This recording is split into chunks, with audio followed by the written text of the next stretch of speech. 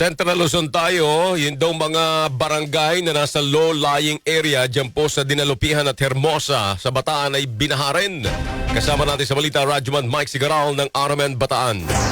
Nagpatuloy sa pagtaas ng tubig baha sa ilang lansangan at barangay sa Dinalupihan, Bataan dahil sa walang tigil na pag-ulan dulot ng habagat. Nagmistulang ilog ang ilang bahagi ng populasyon kung saan umabot mula Sakong hanggang tuhod ng baha. Baha rin sa mga barangay ng Santo Niño, Burgos at Rizal habang umabot mula tuhod hanggang baywang ang tubig sa ilang lugar sa San Ramon, Santa Isabel at Kataasan. Sa barangay Pentor umabot naman hanggang dibdib ang baha sa ilang bahagi. Nagsagawa ng rescue operation para sa mga pamilyang natrap sa kanilang mga bahay sa ilang barangay ng Dinalupihan. Kasabay nito, tuloy-tuloy naman ang pamamahagi ng relief goods sa mga pamilyang binaha at mga residenteng inilikas sa mga evacuation centers. Samantala, walang face-to-face classes ngayong Martes, Agosto 18 sa lahat ng antas sa pampubliko at pribadong paaralan sa buong Bataan. Pinapayuhan ng mga paaralan na gumamit ng alternative learning modes habang ipinatutupad din ng alternative work arrangement sa mga tanggapan ng pamahalaan. Sa Hermosa, isang pamilyang naapektuhan ng mabilis sa pagtaas ng tubig sa barangay Burgos Suliman ang ligtas na nailikas. Pinangunahan ang rescue operation ng Hermosa Top Marshal katuwang ang mga opisyal ng barangay, Hermosa MPS at Philippine Coast Guard. Patuloy ang panawagan sa publiko ng mga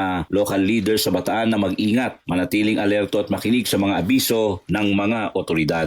Kasama mo sa Bataan, Radyoman Mike Sigaral, Tatak, RMN.